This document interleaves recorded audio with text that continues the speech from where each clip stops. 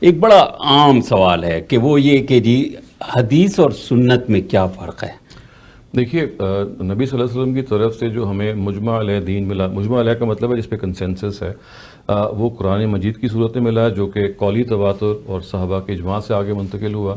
اور بالکل ایسے ہی ایک عملی تواتر اور صحابہ کے اجماع سے جو چیز منتقل ہوئی اس کو ہم سنت کہتے ہیں۔ یعنی سنت کا مطلب یہ ہے کہ نبی صلی اللہ علیہ وسلم کا وہ اسٹیبلشڈ علم، وہ اسٹیبلشڈ عمل جو انہوں نے اپنے ہاں اپنے فالوورز کے ہاں جاری کیا اور جو متواتر ہمیں منتقل ہو رہا ہے، اس کے لیے کہا بھی نبی نے اور اس کو باقاعدہ جاری کیا، باقاعدہ جاری کیا، ٹھیک ہے، بالکل۔ اور اس سلسلے میں اس کا اہتمام کیا، اس سلسلے میں یہ کہا کہ اس کو آگے پہنچایا بھی جائے، اپنے عمل سے بھی بتایا۔ چنانچہ اب دیکھیے، عبادات ساری کی ساری وہ ہیں کہ جو اسی سنت کے عمل سے ہمیں ملی ہیں، اور نماز، روزہ، حج، زکوٰۃ، یہ ساری وہ عبادتیں ہیں، آپ اگر غور کریں، جو حضرت نبی صلی اللہ علیہ وسلم سے پہلے سے کی جا رہی تھی، حضرت ابراہیم کے زمانے سے چلی آ رہی تھیں۔ نبی صلی اللہ علیہ وسلم نے انہی کو پھر دوبارہ سے ایک مرتبہ پھر اگر کوئی کمی تھی یا کوئی اس میں بدعت داخل ہو گئی تھی، اس کو ٹھیک کیا، اور اس کے بعد اس کو اسی طرح سے جاری کر دیا۔ تو یہ سنت اصل میں وہ اسٹیبلش پریکٹس کا نام ہے۔ اگر آپ کی مراد یہ ہے کہ پھر حدیث میں اور اس میں کیا فرق ہے، تو حدیث، جیسے میں نے پہلے بھی عرض کیا، وہ اصل میں چند لوگوں کا بیان ہے جو انہوں نے اپنے انیشیٹو پہ کیا۔ سنت میں تو نبی صلی اللہ علیہ وسلم نے اس کو باقاعدہ طور پر، جیسے قرآن کے بارے میں یہ کہا کہ آپ اس کو پہنچائیں، سنت بھی اسی طرح کی چیز ہے کہ جس میں اس کو انہوں نے اہتمام سے پہنچایا،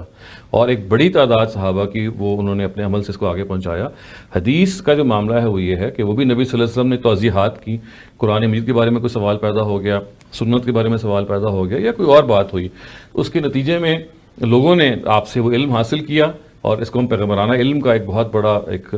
سرمایہ کہیں گے، اس کو افراد نے اپنے انیشیٹو پہ آگے پہنچایا، اور اس کو وہ تواتر اور اجماع بھی حاصل نہیں ہے جو سنت کو حاصل ہے، بلکہ وہ اکا دکا لوگوں سے آگے بات چلی ہے۔ غامدی صاحب نے اپنے میزان میں اس کو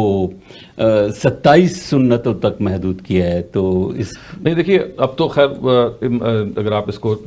دوبارہ سے دیکھیں گے، جب ان کا ریوائز ایڈیشن ہے، وہ عنوانات ہیں، 17 یا 18 عنوانات ہیں۔ جیسے نماز اگر ایک سنت ہے تو نماز ایک عنوان ہے، اس کے تحت بہت ساری اور تفصیلات ہیں جو کہ ہمیں مثال کے طور پہ تواتر سے منتقل ہوئی ہیں۔ تو یہ ان کی وہ علمی کاوش ہے جس میں انہوں نے کوشش کی ہے کہ قرآن جیسے محدد ہے، قرآن تو ویسے ہی ظاہر ہے کہ ما بین الدفتین ہمیں ملا ہے، وہ دو کورز کے درمیان ہے۔ سنت کے بارے میں یہ ان کی اپنی ریسرچ انہوں نے بیان کرنے کی کوشش کی ہے کہ تاکہ یہ معلوم کر سکیں کہ نبی صلی اللہ علیہ وسلم کی طرف سے وہ جو اسٹیبلش علم ہے، جو عمل ہمیں ملا ہے، وہ اپنی کن کن جگہوں پہ ہے۔ تو یہ ان کی ظاہر ہے، اس میں وہ کاوش ہے، اور اس کاوش میں کوئی آدمی اس پہ تنقید کر سکتا ہے یا اس میں کوئی حق و اضافے کے بارے میں کہہ سکتا ہے، تاہم ایک صاحب علم کی یہ تحقیق ہے، یہ تحقیق ان سے پہلے بھی ہو چکی ہے۔ یہ دیکھیے کہ جو مثال کے طور پہ سنن ترمذی ہے، انہوں نے بھی اسی طرح سنتیں بیان کی ہوئی ہیں، یعنی ان کے اپنے کانسیپٹ کے مطابق۔ سنن ابی داؤد ہے، وہ بھی اصل میں ابو داؤد نے نبی صلی اللہ علیہ وسلم کی سنت ہی کو آگے بڑھایا اس میں انہوں نے جی، لیکن آپ یہ کہہ سکتے ہیں کہ ان کا جو میتھڈالوجی ہے یا ان کا کنٹینٹ فرق ہے،